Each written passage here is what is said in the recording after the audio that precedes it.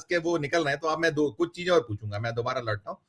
अरुण जी आपके पास हूं, उसके पहले कुछ मैं 2-3 क्लिप्स दिखाता हूं। एक तो जो अशोक गहलोत की बात कर रहे थे, देखिएगा अशोक गहलोत ने क्या कुछ कहा, सुनिएगा पहले। ये कह सकता हूं खड़गे साहब, राहुल गांधी जी और तमाम जो साथी बैठे हमारे, इन सब की राय लेकर के हम लोगों ने तय किया है इस चुनाव में अगले मुख्यमंत्री चेहरे के रूप में तेजस्वी यादव जी को हम लोग सपोर्ट करते हैं,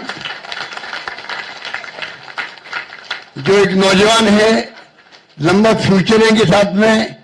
और मेरा अनुभव से मैं कह सकता हूं जिसका लंबा फ्यूचर होता है पब्लिक उनको साथ देती है। ये नौजवान है, कमिटमेंट रखते हैं। पिछली बार भी जो स्लोगन दिए थे, नौकरी के दो या कोई दो, या जो वादे किए थे उसमें खरे उतरे। ये ऐसा व्यक्तित्व आपके सामने नौजवान के रूप में आया है। सोच समझ के सबने फैसला किया है। ये नेता के रूप में उत्तरंग मैदान में राहुल गांधी जी ने मिलकर जो यात्रा करी थी, बड़ा इम्पैक्ट है। आने वाले वक्त में इनके अलावा राहुल जी भी आएंगे और नेता आएंगे, प्रियंका जी भी आएगी, सब नेता आएंगे।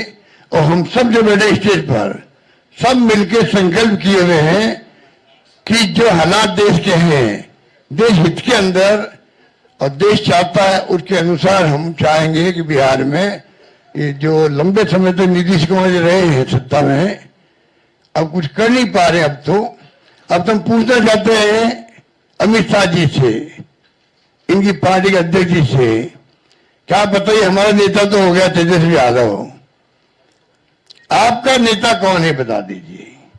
इससे काम नहीं चलेगा कि नीतीश कुमार के नेतृत्व में चुनाव लड़ा जाएगा।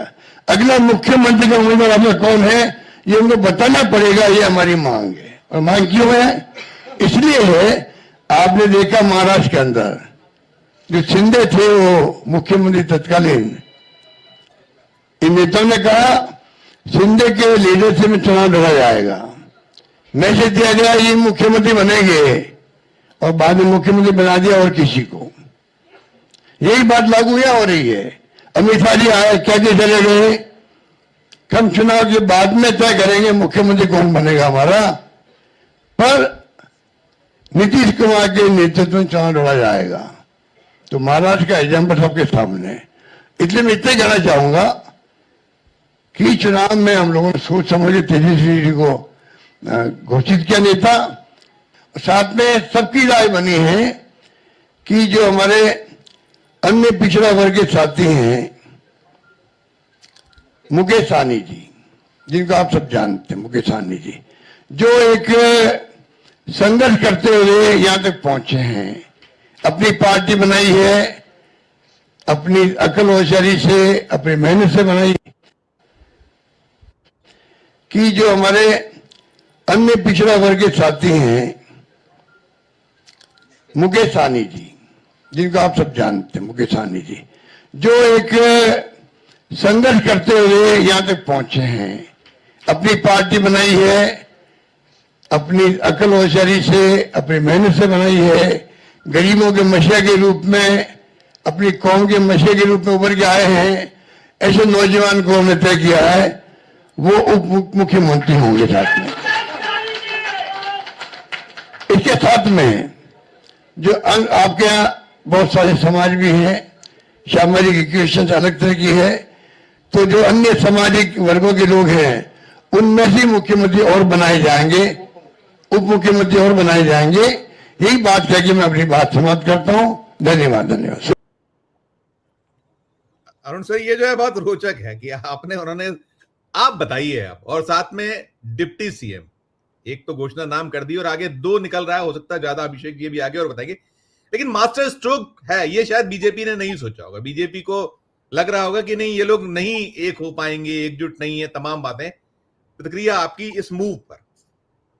नहीं संजीव जी, ये मास्टर स्ट्रोक क्या, इसके लिए इसके अलावा उनके पास कोई विकल्प नहीं है। मास्टर स्ट्रोक तब होता जब ये जो बीच में आया पीरियड और जिसमें लेके ये जो बातें उभरी लगातार कि भाई बिखराव है, किसी ने कुछ बयान दिया, किसी ने कुछ बयान दिया।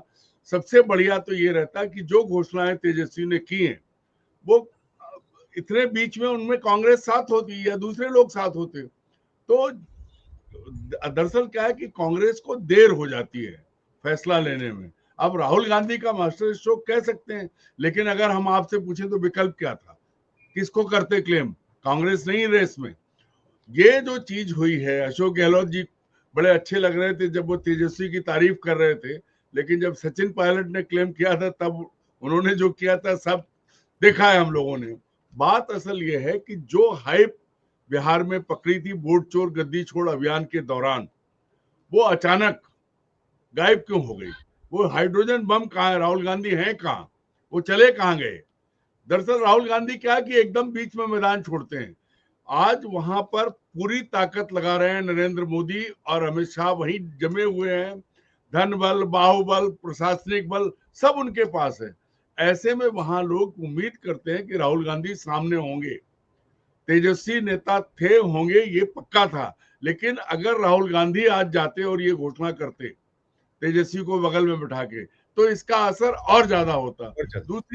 दूसरी बड़ी बात यह है कि जिस मुद्दे पर चुनाव लड़ा जा रहा था, अब बिहार में देखिए, सहमत होंगे, सुनील जी जानते हैं उस इलाके को, वोट चोर गद्दी छोड़ खत्म हो गया है। अभी पिछले दिनों प्रशांत किशोर ने कहा कि मेरे प्रत्याशियों को अमित शाह ने नामांकन नहीं करने दिया। कांग्रेस के टिकट कैसे गए हैं कि जो लोग अभी भी बीजेपी आरएसएस के, जिनके घर में पीछे फोटो थे अमेजन की डिलीवरी की तरह, उनके घर में कांग्रेस के टिकट पहुंचाए गए। तो राहुल गांधी ने ये अच्छा कर लिया, लेकिन कांग्रेस की स्थिति, जो टिकट 60 सीटें उन्हें मिली, उनमें से वो 40 सीटें ऐसी हैं जहां ना तो गठबंधन जीता, ना आरजेडी जीती, ना कांग्रेस जीती। तो कुल 20 सीटों पे कांग्रेस सिमटने वाली है। मुद्दा ये है कि कांग्रेस का जब सीटें कांग्रेस को मिली तो किसने चुनी और कौन सी चुनी? भाई आपको देखना क्या चाहिए था, आपको अपनी पार्टी भी देखनी है।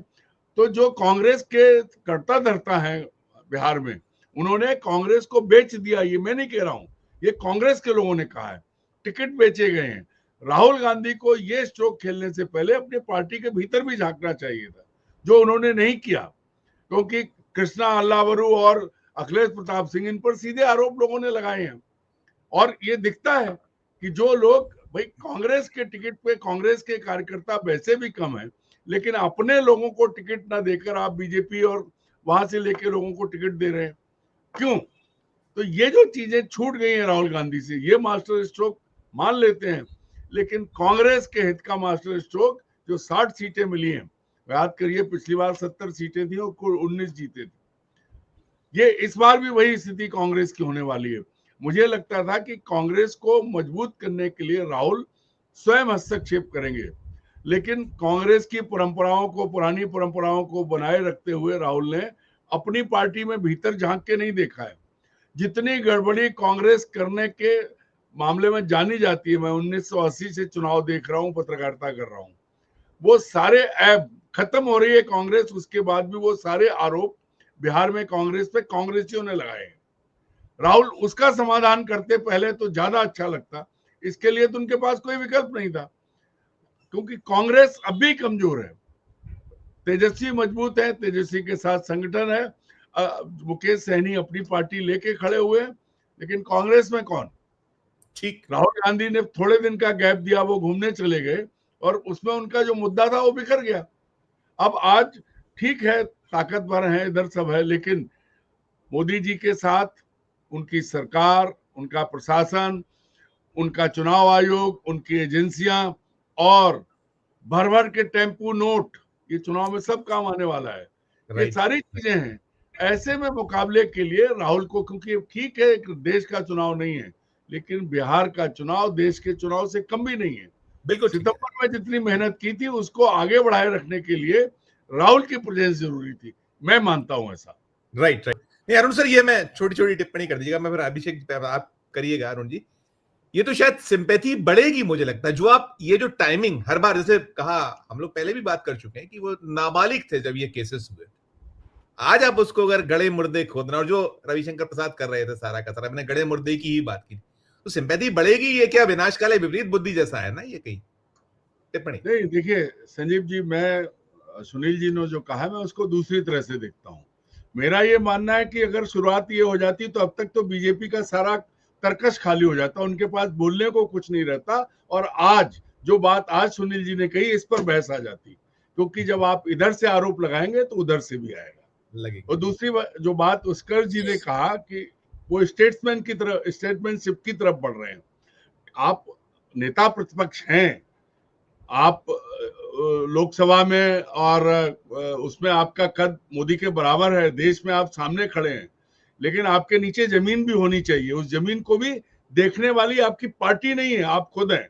ये सबसे बड़ी आयरनी है राहुल की कि उनको जमीन भी देखनी है, उनको ऊपर भी देखना है। बीच में उन्होंने जितने लोगों पे भरोसा किया है, कहीं भी जो बिके हैं, जो गए हैं कांग्रेसी, आज राहुल का संकट यह है कि उनके पास पार्टी नहीं है ठीक से, और जो लोग हैं वो आज भी खड़े नहीं उतर रहे हैं। बिहार में आप देखिए, बिहार में लोगों पर आरोप कांग्रेसियों ने लगाए कि हमारे नेताओं ने, चाहे वो अल्लाह बरू हो, चाहे वो अखिलेश प्रताप हो, सब पर आरोप कांग्रेसी लगा रहे हैं। जो बात बिल्कुल सही है कि देखिए अरुण जी क्षमा चाहते हो टोक रहा हूं मैं आपको। देखिए क्या है कि जो गोदी मीडिया है, मोदी मीडिया की बात हाइप कैसे देती है, इनके लोगों की चीजें नहीं आती। सुनील सर या उत्कर्ष जी ने कहा, वही मैं कहने जा रहा हूँ, बनाती है। बात मैं वही कहने जा रहा हूँ कि अब ये चीज आई है, जब ये चीज शुरू हुई जो आज रविशंकर प्रसाद ने कही, अब इस पर जवाब आएगा ना।